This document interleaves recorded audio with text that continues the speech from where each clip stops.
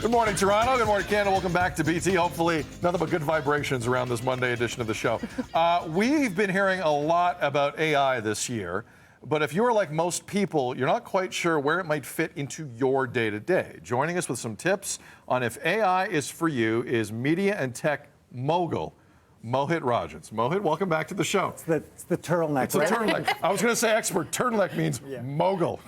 Mogul. Good to see you, man. It's Great true. to see you as well. Thank you for having me No back. problem. And so nice to meet you. Nice to meet you as well. Wondering why we are seeing AI in every single app out there right now. Yeah, it's become a little bit of a marketing term. You feel like, do I need AI in everything that's happening? I was just at a conference this last week in Toronto, Big Data AI conference, and the conversation has gone away from what it was last year. Last year it was, AI, it's going to take over our jobs, it's going to write all our essays, and everyone is going to be messed up in their lives. Now the conversation has moved to the practicality of it. How in our lives we see it more and more where it's actually functional versus where it's going to actually cost some jobs. All of the big tech companies right now, from Google to Amazon, they're selling AI for businesses. So we are going to see it used more and more. It will cause displacement. It'll cause a lot of confusion about the future of employment, but it's not going away anytime soon.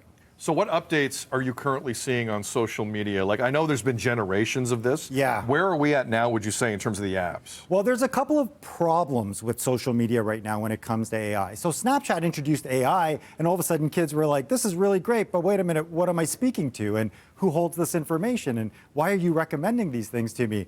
Facebook is starting to use it a little bit more. Google as well has Bard. But the problem is now there's content that's being made by AI on social media. So the post-moderated world doesn't really know the difference between, is this fake? Is this a deep fake as a result of AI? That's a problem. Is this the stuff that we're going to see more and more of? And so now we're in a place where we just realized that social media was starting to get a little bit safer for people. And now it's more dangerous than ever as a result of some of this AI integration.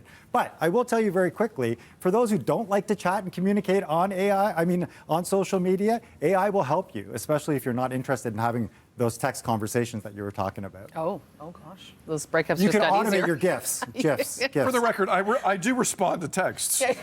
I don't know where this is getting away from me. I respond to texts, just you're not getting like a whole, my bio out of it. That's all I'm saying. You will eventually have a digital twin that will chat for you. Mark my words. Oh, two of me? Yeah. Great. More sense. What the world needs.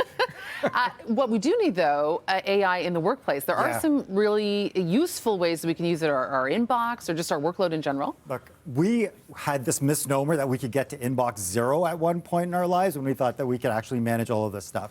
Producers here, people around the world, your inbox is full of information that you don't need. What you're going to see is all, from Microsoft to Google, they're all going to start to integrate ways that you can use AI personally. What it's going to be is your toolbox, your toolkit, right? You're going to realize, you know what, I don't need all that sports talk in my inbox. I don't need all that music information in my inbox. You're going to be able to parse it out so that you feel like you have tools that actually enable you to be better rather than think that you're being replaced. Now, this generally freaks me out. I'm not going to lie to you. But the two things I keep going back to that make me say internally, okay, this will be regulated at some level, are two things. One, plagiarism.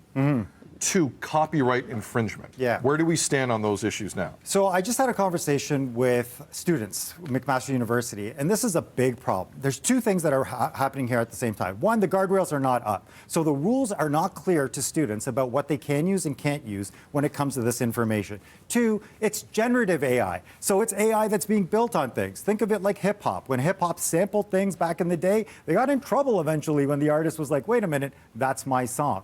That's what's happening right now. We don't have guardrails from a political level or an education level, but the tools are still being used. So we have to think of it the same way as we think about electric cars. We saw them integrated into the world, and we saw all the problems associated with it until we got to EVs and we realized we could use them. That's where we are with AI right now. But if we don't have the conversations at the dinner table, in the classroom, and like this, we're going to let some of this technology get the best of us. And I think there's a lot of fear surrounding this kind of unknown, especially when it comes to parents and kids. So what, at least you mentioned the dinner table, what should families be talking about?